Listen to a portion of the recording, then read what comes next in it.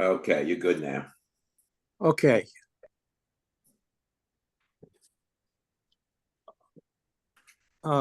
This morning, I want to talk about a topic that comes up every so often, and that is demonstrations in Israel that take place on Shabbos.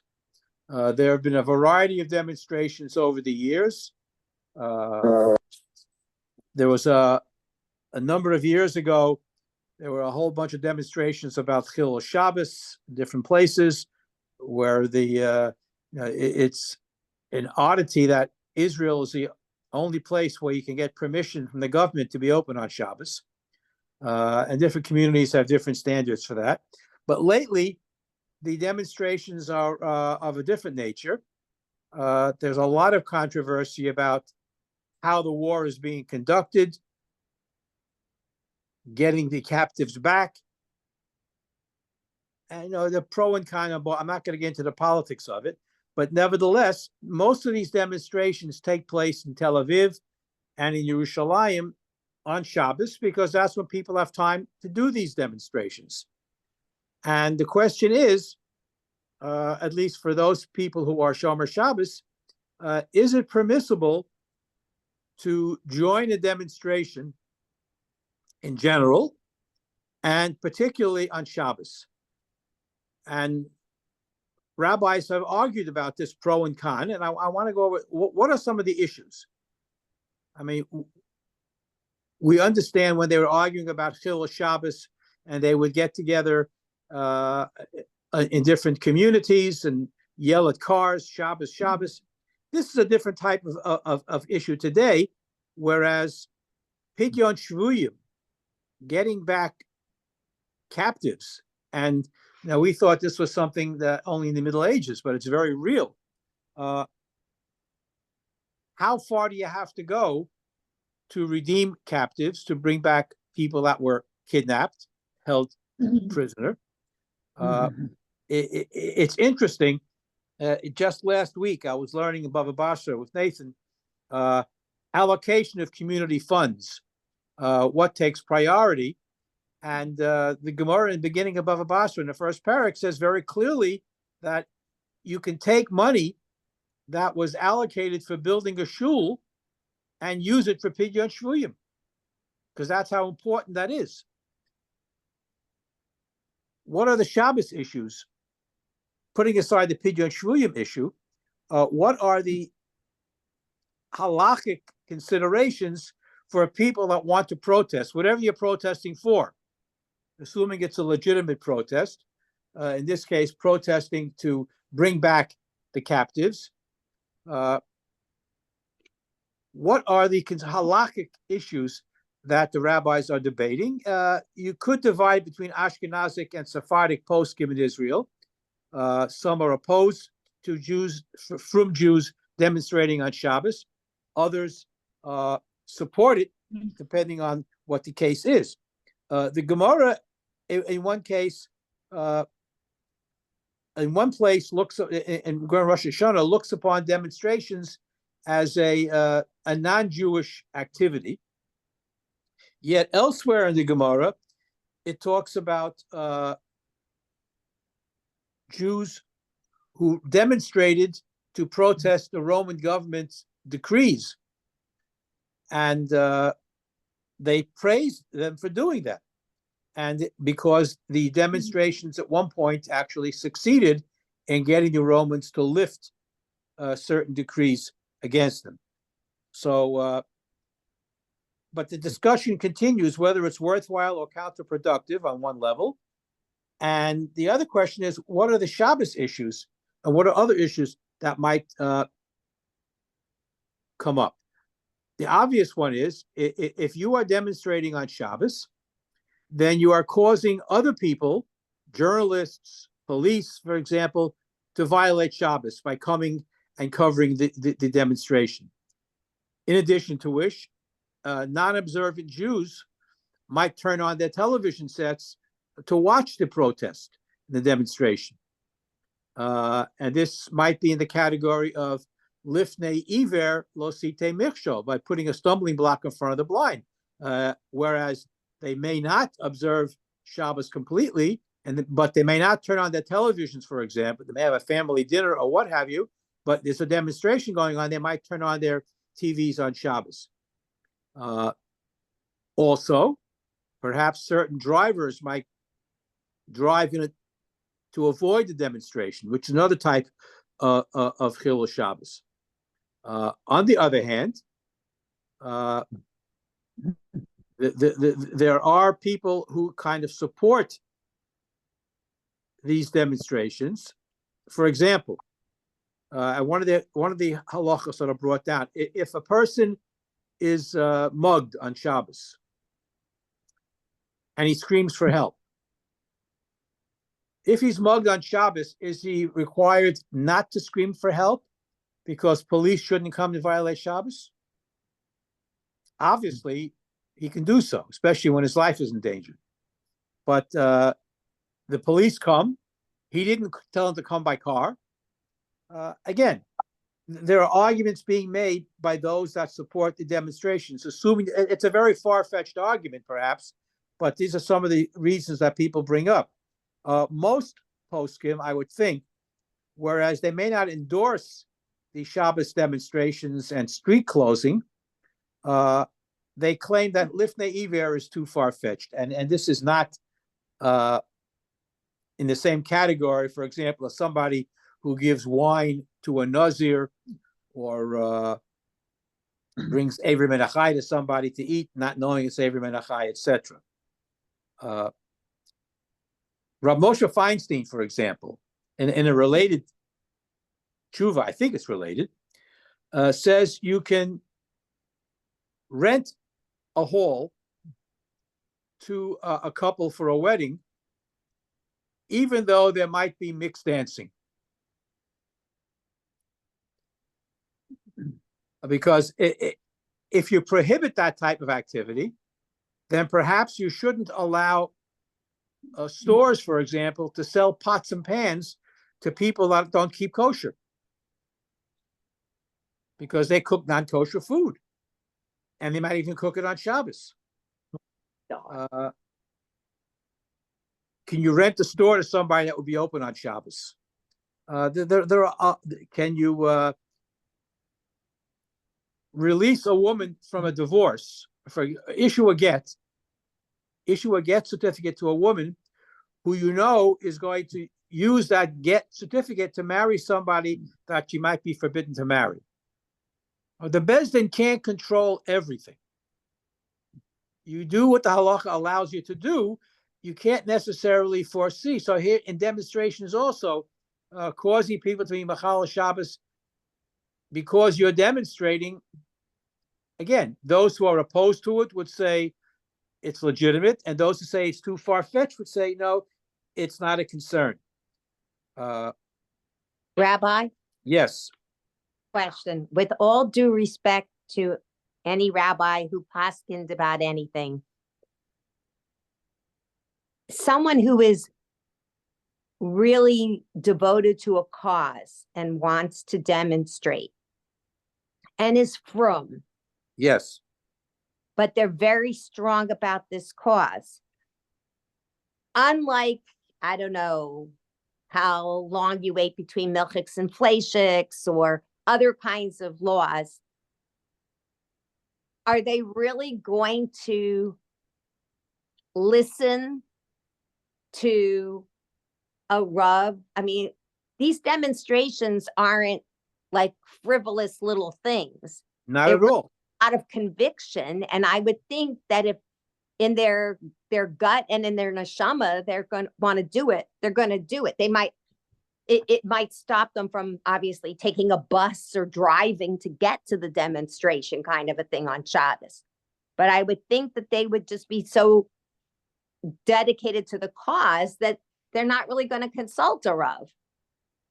Well, it's an interesting point that you're raising. However, the groups of people that do demonstrate, if they go as a group, what we're seeing now is more of individuals.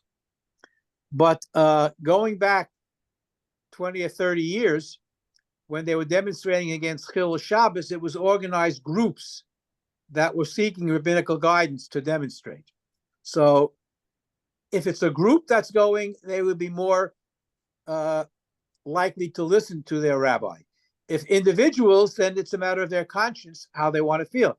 I don't think that, well, I don't know.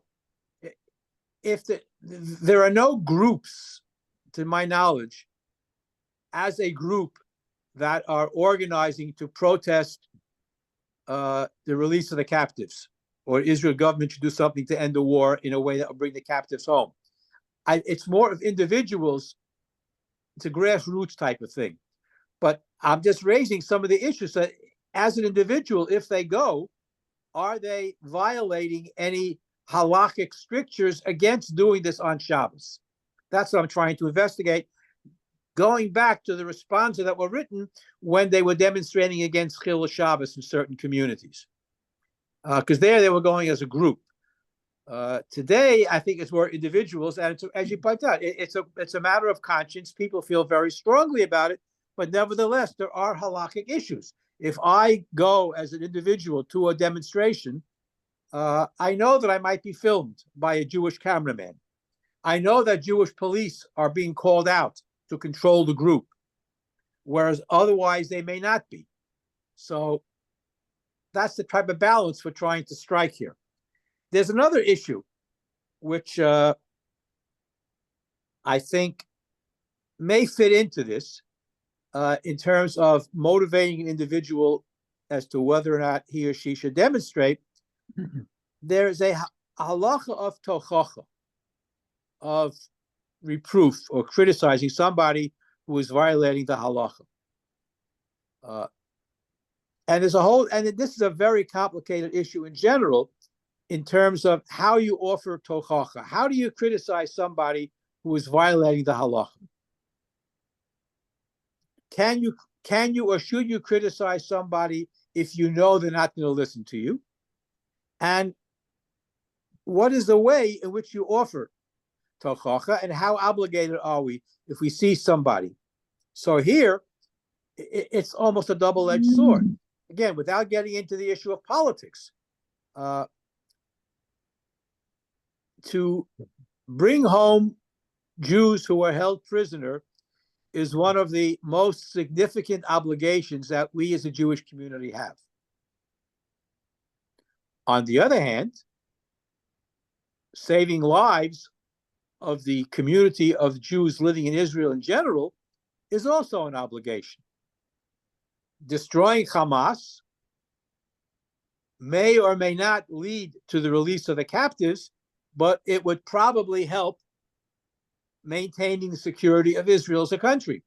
This is a difficult balance, and it's not an easy question to answer, and I'm sure the War Cabinet is debating it every single day, and it's a very delicate question of what takes the most priority.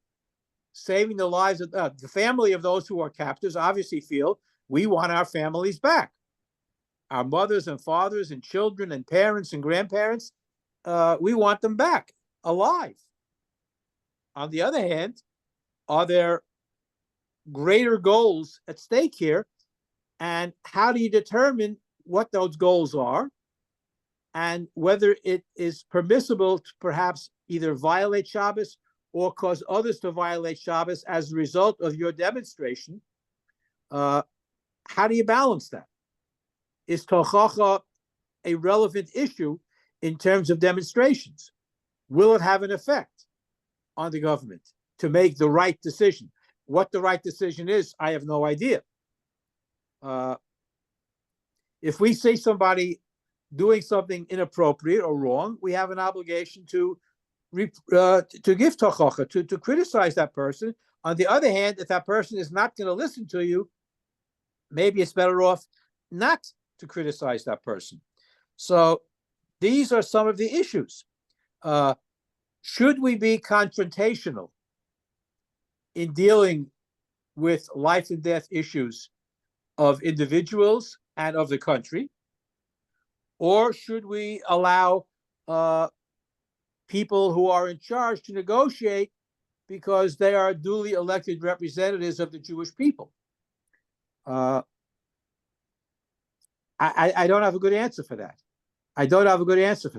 Rav Kook always advocated avoiding a confrontational relationship in order to build partnerships. So he might be opposed to demonstration. I can't speak for him. On the other hand, if we want to create a Jewish and Torah observant state of Israel, perhaps that chochacha and demonstrations are appropriate. Again, participating in demonstrations will probably cause Chillul Shabbos on some level. On the other hand, these are the demonstrations have to be coordinated in such a way that perhaps community leaders could, I guess, guide the nature of these demonstrations to avoid Chillul Shabbos wherever possible. If we lived in a time when someone else was governing Israel, the Turks or the British, for example, these demonstrations would not be possible. Haredim in general don't engage in large-scale demonstrations in Brooklyn or Montreal or Antwerp, for example. Jews engage in demonstrations in large numbers, aside from protesting, at the UN and things of that sort. But Haredim in general don't demonstrate unless it affects their communities. They are part of the broader Israeli community, and they have a right to object to certain policies. I'm raising the issue because it was debated at one time in the past. Today, it's a much more difficult issue to resolve. The issue of politics is fraught with all types of dangers, both halachic and political. Unfortunately, when Israel was the underdog, then the whole world sympathized with them. Now that the so-called Palestinians seem to be the underdog, then the world shifts their allegiance to them. Couple that with anti-Semitism, we have some serious issues to grapple with. But if you are an Orthodox Jew and you want to bring the hostages home, or you want the war to end because you value human life, despite the overarching goal of what the Israeli army, the IDF, is trying to accomplish in Rafah and other places, these are very, very difficult questions that are military questions as well as political questions. I don't have a simple answer. I just wanted to raise the issue in terms of what are the halachic ramifications of protest, especially if it is Shabbos. It's a very, very difficult question. I want to raise one other issue, which is somewhat political, but not everybody may agree. But Israel is an independent country. And in the same way that we in the United States would not appreciate other countries telling us how to conduct our foreign domestic policies, perhaps it's inappropriate for everybody else in the world to tell Israel what they should or shouldn't do. Okay, if you live in, you vote. If you don't live in Israel and you want to make aliyah, but to criticize Israel when you don't perhaps have all the facts, it is, I think, inappropriate. If you're living in Israel, then you have a choice: support the government, don't support the government. In a democratic society, you're allowed to protest. But protesting on Shabbos, when it's the time when everybody is free to protest, does involve some other issues involving tochacha, involving Chillul Shabbos. And the question is, when can you override Shabbos if you have a higher goal in mind? Saving lives? Absolutely. To what extent protesting for whatever you're protesting for could save lives if it affects the policy of the Israeli government, then you should perhaps protest. But these are issues. I don't think, as was pointed out, the individuals who feel strongly about an issue are going to ask a halakhic question. They may ask their rabbi, I feel very strongly about bringing the captives home. Can I go to a protest on Shabbos? And then they have to be guided by what their rabbi says. Some rabbis are opposed because of Chilul Shabbos. Some would say, no, there's an overarching need. So I'm raising the issues. I don't have answers. I certainly don't live in Israel. And it would be inappropriate for me to tell the government or individuals what they should or shouldn't do. I'm just raising some of the issues. Rabbi. Yes, go ahead. Sorry. You had talked about also demonstrations going back from Chilul Shabbos and stuff like that. The little I know of you, I don't think you're Haredi, but what about what drives me? One of the things that drives me crazy in Israel is when you hear about people throwing rocks on Shabbos to cars that are driving. I mean, they shouldn't be driving in those areas, but b'chol zot, how is throwing rocks on Shabbos bichlal, and it could injure somebody? How is that permissible? It's not. It's not. It's not permissible, period. It's not permissible. It's not permissible on Shabbos to throw rocks, period. The rocks by themselves, in most cases, are muktzah. Right. And certainly, if it's going to cause an accident and hurt somebody, it even makes it worse. So clearly, what they are doing is wrong. In my humble opinion. It's hypocritical. It's hypocritical doing one avera to cancel another avera. Although you raised an interesting question, Julie. Is it possible to do an avera lishma? And it's interesting. For example, and the Gemara, interesting. The Gemara, I think it's in Tumura, raises this issue. The famous story about Yael and Sisera. Sisera was the general of the army that was attacking Israel, and at one point Israel was defeating them in battle, and Sisera escaped, and he found his way into the tent of Yael, who was from the tribe of the Kenim, and he sought shelter there from the invading Israeli army. Had he got back safely home, he could have revitalized the army and then once again attacked Israel. And what did Yael do? She protected him, gave him refuge in her tent. She was a married woman, and she gave him salty cheese, and then she washed it down with lots and lots of wine, and he fell asleep. And when he was asleep, she took a tent peg and drilled it into his head and killed him. And the rabbis praised her because that resulted in a great victory for the Jewish army. Now, how could she? Now, according to the Gemara, not only did she feed him and get him drunk, she also seduced him 7 times. It's a busy night. But how could she do all this if she was a married woman? And the Gemara there came up with an answer that it was an avera lishma. So she was praised for doing an avera lishma, which ultimately resulted in a victory for the Jews.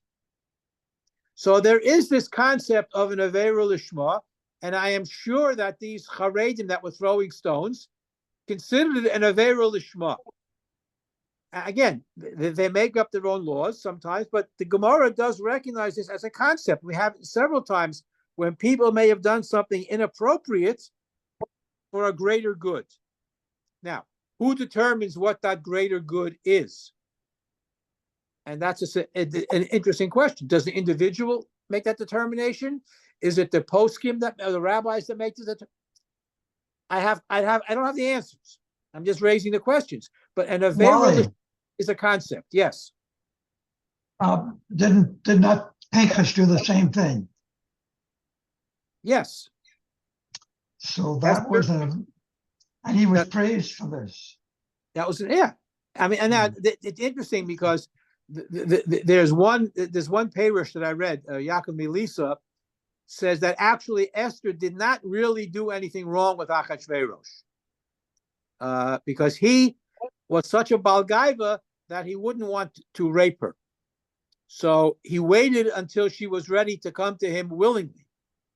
And if you look at the Megillas Esther, every time she comes to his presence, it says Vati Lokach. She was taken. She didn't go by herself. The only time she went by herself was when she pleaded, to save the Jewish people. Whether she actually had relations with him, it's a machlokas among the Rabbanim. But again, it's the same concept. If there is an overarching goal that is a worthwhile goal, can you violate the halacha? And again, for example, if a person's life is in danger, you violate Shabbos. That's an overarching goal. There are certain things, but you can't make that determination by yourself always. And that's why we have we have leaders.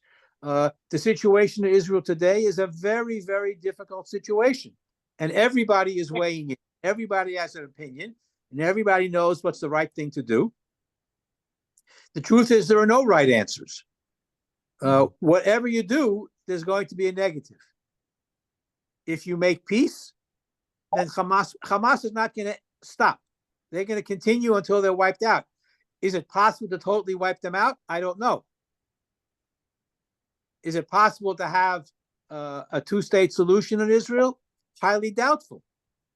Because Hamas is based on radical Islam, which wants to eradicate Israel and kill all the Jews. It's very simple. Unless that's going to change, if there's a two-state solution, Israel's committing suicide. There are people that recognize that. There are people that don't. These are very difficult decisions to make. The world says, yes, have a two-state solution, at peace. What the world is forgetting is that there is no such thing as Palestinians. It was a creation of Yasser Arafat in the late 1970s. The oil-rich nations could have resolved this problem 30 years ago, easily. But they keep them in these camps. They keep them as refugees. They are their worst. They're their own worst enemies. When Israel gave Gaza over to the quote-unquote Palestinians, they gave them an infrastructure that was ready to be continued. There was agriculture going on. There were farms. There was a whole business that could have made Gaza bloom instead of making it into a shanty town. So they took all the irrigation pipes and made missiles out of them. And Wally, in 1947, they made a two-state solution, Jordan and Israel. And they rejected it. Prime Minister Barak gave Arafat 95% of what he asked for in the West Bank. He rejected it. Because the truth is, they don't want a two-state solution. They also want a one-state solution. But the one state is not Israel. So, again, I tried not to veer into politics, but we seem to have gotten into that morass. I don't know if there are any right answers. I do know that there are halakhic questions. Hatzolas Nefashos is a primary directive to do. We have to save lives. But what is the best way to save lives? Is it ever appropriate to sacrifice lives? Do demonstrations help sway the government? Which is another interesting question. Now, we know for example, that the Soviet Jewry movement was effective, and demonstrations did sway the Russian government at that time. And the Jackson Amendment certainly helped. In Israel, however, there's a different consciousness. And I don't think that given the makeup of the current Israeli government, that they're going to be swayed by demonstrations. We feel for the families of the captives. We want them home. It's a terrible price to pay. There's no question. No question at all. If the result is saving many, many thousands of lives, that's a calculus that the Israeli government and the war cabinet has to make. Individuals who feel very, very strongly can demonstrate and rally against the government, perhaps even on Shabbos, if their ultimate goal is not political, but saving lives. And it's interesting, if you look at the poskim who talked about the original demonstrations about Chilul Shabbos way back when, they were pretty much divided between Ashkenazic and Sephardic. And the Sephardic were much more lenient, the Ashkenazic were much more strict in terms of demonstrations. Given the fact that there are demonstrations almost every weekend, and the police are called out anyway, and journalists are there anyway, if an Orthodox Jew wants to demonstrate, I don't think that would be a problem in my mind. But again, I am not opposing. But just be aware that there are halakhic issues. Saving lives, giving tochacha, have to be balanced against Chilul Shabbos in terms of what your long-term goals are. So these are questions that some people are wrestling with. People who aren't aware of it or people who don't care about it, then it's irrelevant. But I just wanted to raise the fact that there are halakhic issues when people go to make demonstrations, especially on Shabbos. Hopefully it'll be resolved. Hopefully the captives will be returned in good health. And somehow or other, this situation will end. But until it does, we are in a very, very difficult situation. I don't know if it can end. I don't know if Israel is willing to accept a two-state solution. I doubt it. Nor do I think the Arabs are willing to give up on their one-state solution, which is getting rid of Israel. Unless those two things change, I don't see the possibility of peace. It's a very negative point of view. I just think it's realistic. Anyhow, I'm sorry to end on a downer, but this is what's going on, and we have to be aware of it. Any questions, comments, criticisms? Okay. Wally, just